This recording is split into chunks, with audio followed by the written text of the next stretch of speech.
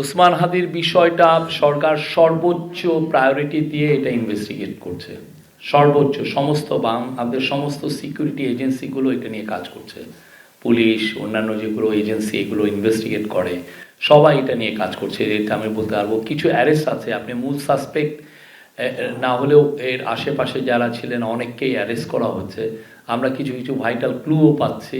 তো আমরা আমরা বলবো যে সর্বোচ্চ আমাদের এফার্টসটা আছে সেই ইনভেস্টিগেট করার।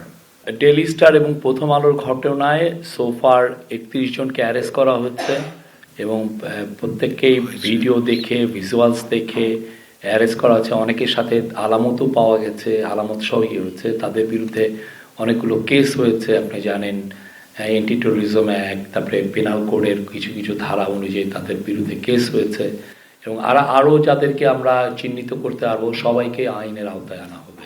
আর ওসমান হাদির বিষয়ে আমরা তো বলছি যে আমরা সিরিয়াসলি এটা ইনভেস্টিগেট করছি, আর আমাদের ল অ্যাডভাইজার কিন্তু জানিয়েছেন যে এটা দ্রুত বিচার ট্রাইব্যুনালে এটার বিচারটা হবে।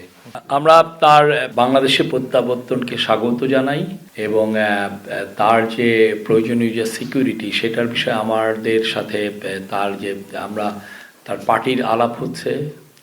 এটা তার যতটুকু তারা চাচ্ছেন, যে সমস্ত মেজার পলিটিক্যাল বিএনপির সাথে কথা বলেই সেগুলো বিষয়ে লুক আফটার করা হচ্ছে।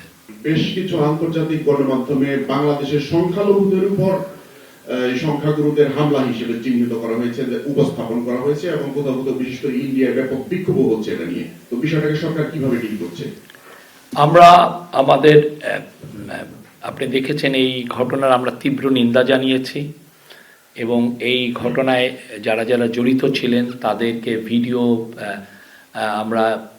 ভিডিও এবং ভিজুয়ালস দেখে আমরা অ্যাটলিস্ট 12 জনকে আমরা অ্যারেস্ট করেছি। আমরা এই বিষয়ে এবং আজকে ল মিনিস্টার জানিয়েছেন এই কেসটাও ট্রায়ালটা হবে খুব দ্রুত বিচার আইনে।